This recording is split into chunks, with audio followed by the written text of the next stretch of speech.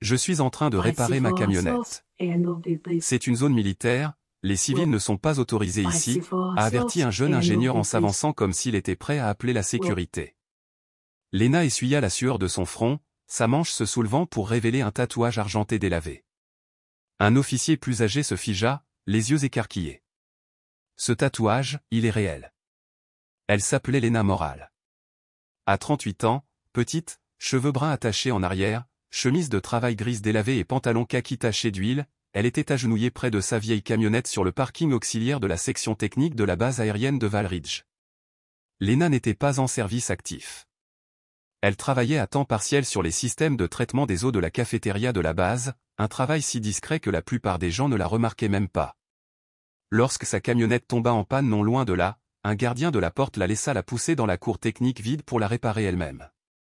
Mais alors qu'elle se penchait sur le compartiment moteur, un jeune ingénieur qui passait par là éclata de rire. « Tu es sûr que tu devrais toucher au système des véhicules ici, la raillait-il. » Un lieutenant au visage sévère s'approcha. « Qui êtes-vous ? Montrez-moi votre carte d'accès. »« Je répare juste mon van, » répondit doucement Lena, ses mains tachées de graisse tirant sa manche vers le bas et baissant la tête. « Ça ne change rien, non ? » ?»« Non, » répondit froidement le lieutenant. « Les civils n'y sont pas admis. » Elle obéit sans discuter. Lorsqu'elle s'essuya à nouveau le front, le tatouage brisé du faucon ailé, codé avec les numéros d'unité, apparut pleinement. Le colonel Monroe, qui inspectait un réseau de drones à proximité, jeta un coup d'œil. Il resta figé comme une pierre avant de s'avancer lentement vers elle. Pour le jeune ingénieur, elle n'était qu'une simple civile déplacée. Pour le colonel Monroe, elle était impossible, un membre de l'unité Outbreaker 09, déclaré mort 15 ans plus tôt lors de l'invasion de leur base. Pas de survivants, pas de corps retrouvés. Et pourtant, elle était là, avec son encre et tout le reste. L'esprit de Monroe revint à un rapport de mission classifié, un petit ingénieur, sous le feu, réparait des systèmes de navigation tandis que les flammes faisaient rage. Il se souvint de la photo, une femme portant un masque anti-brûlure, le bras droit portant exactement le même tatouage. À cet instant, il comprit. « Sortez votre véhicule du compartiment technique », lança un officier subalterne, perturbant la concentration de Lena. Elle hocha la tête, ferma le capot et rangea ses outils en silence. Le colonel Monroe, incapable de détourner le regard de son tatouage, sortit son téléphone. « Bureau des données tactiques », murmura-t-il d'un ton pressant. « Vérifiez Outbreaker unité 09, code OXB-7-7. Statut, Kia. » Quelques minutes plus tard, la réponse retentit, top secret, porteur inconnu, tous les membres répertoriés comme morts au combat. Quand Monroe releva la tête, Lena avait disparu, ne laissant que de légères traces de pneus sur le béton. Il se dirigea vers sa voiture et ouvrit son ordinateur portable. Sur le bureau se trouvait la même photo qu'il conservait depuis des années, une ingénieure solitaire debout au milieu d'équipements en feu, le visage caché, le faucon aux ailes brisées tatoué sur son bras. Pendant 15 ans, la femme qui avait sauvé son unité avait disparu sans laisser de traces. Désormais, elle réparait simplement une camionnette dans son jardin. Monroe prit une décision qui allait tout changer. Il accéda à des bases de données classifiées qu'il n'avait jamais osé consulter.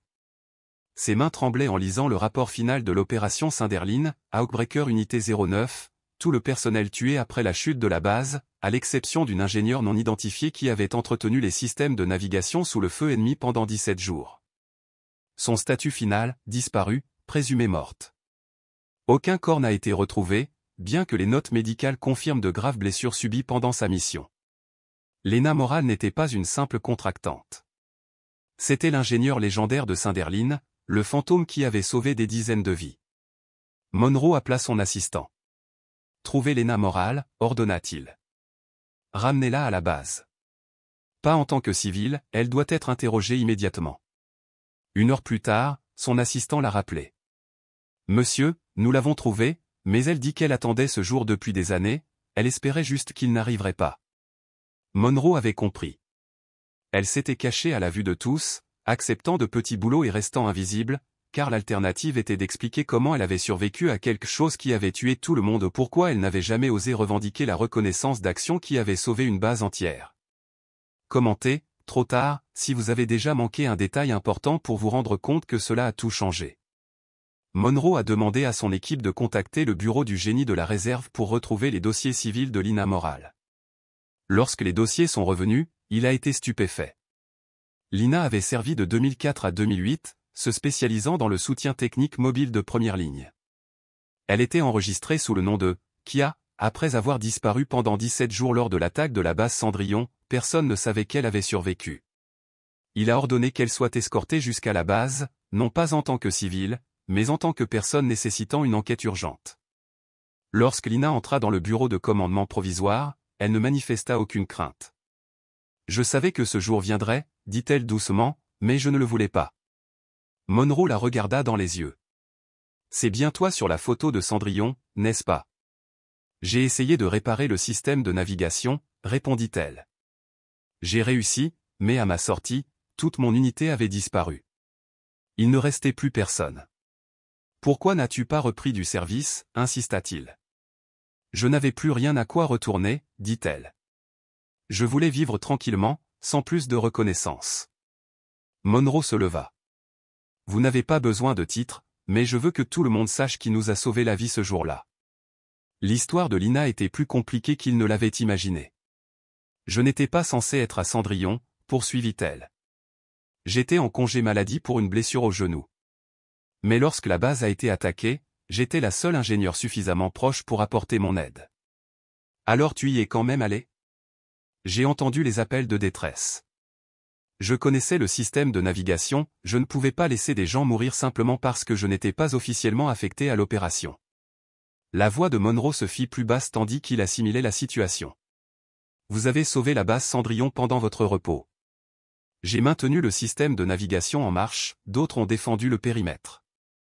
Sans navigation, nous n'aurions pas pu coordonner notre défense. Sans elle, le soutien aérien n'aurait pas pu nous trouver, vous avez sauvé tout le monde.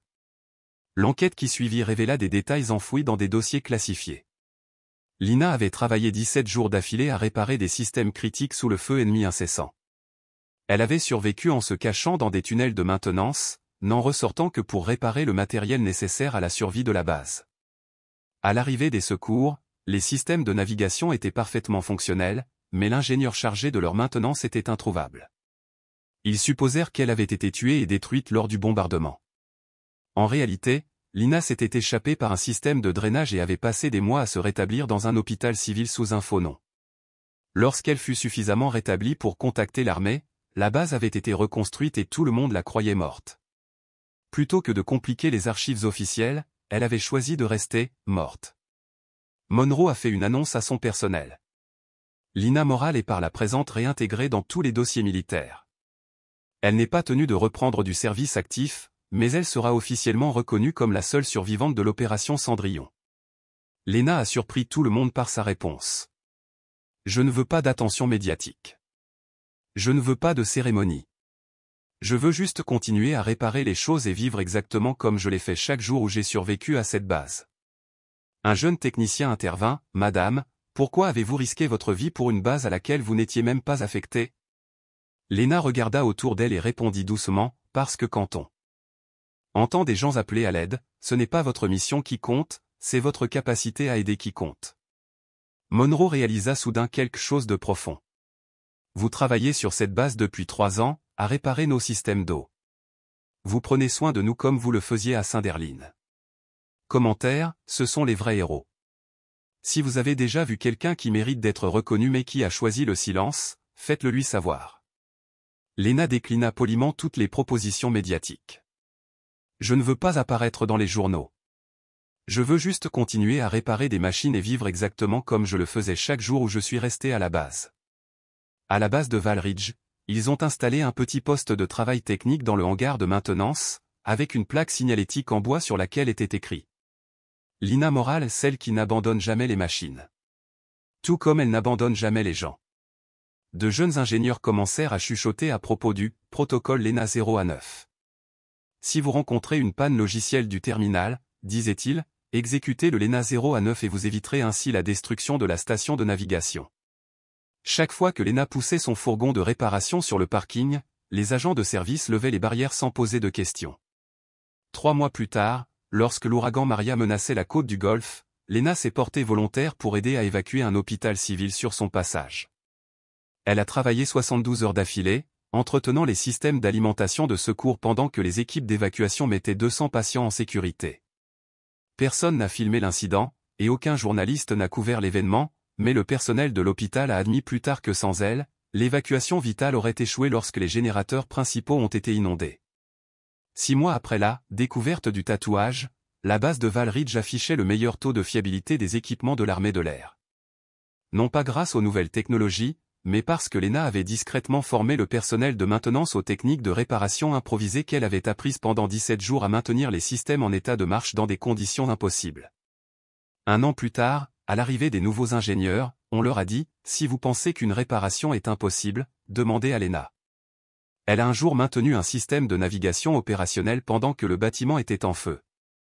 Aujourd'hui, les ingénieurs militaires de tout le pays utilisent des solutions improvisées imaginées par Lena Morale. Ils ignorent son nom et son histoire, mais chaque fois que quelqu'un maintient des systèmes critiques en état de marche en situation d'urgence, chaque fois qu'un ingénieur décide d'aider même si ce n'est pas son rôle, chaque fois que quelqu'un répare ce que tout le monde considérait comme irréparable, son héritage perdure. Soyez comme Lena, aidez les autres, que ce soit officiellement votre travail ou non. Lorsqu'on vous demande vos qualifications, laissez vos résultats parler d'eux-mêmes, car le travail le plus important est souvent accompli par ceux qui ne cessent de s'impliquer. Commentaire, je crois au service discret. Si vous avez déjà été témoin d'un dévouement qui n'avait pas besoin d'applaudissements, partagez votre histoire. Le tatouage sur son bras n'était pas là pour frimer, c'était le dernier souvenir d'une unité oubliée. Lena Morale n'avait pas besoin de gloire ni de grade, elle avait juste besoin d'une bonne clé à molette, d'un moteur en état de marche et d'un endroit où réparer discrètement ce que d'autres avaient abandonné. Son histoire nous rappelle que tous ceux qui quittent l'armée ne renoncent pas à leurs responsabilités, et que parfois, la personne qui vous a sauvé la vie est celle que vous avez croisée par hasard. Observez attentivement les gens qui vous entourent, l'entrepreneur qui répare la conduite d'eau, le civil qui entretient le générateur, la personne qui effectue des petits travaux que personne ne remarque, ils portent peut-être des souvenirs qui racontent une histoire puissante et inimaginable. Ce sont peut-être des héros qui ont choisi l'invisibilité plutôt que la reconnaissance, et ils pourraient être la raison pour laquelle vous êtes toujours là, même si vous n'avez jamais connu leur nom. Honorez les discrets. Remerciez ceux qui font un travail sans prestige. N'oubliez pas que les services les plus importants se font souvent sans cérémonie. Commentaire, elle s'est exprimée par des actes. Si cette histoire a changé votre vision des gens ordinaires, faites-le leur savoir.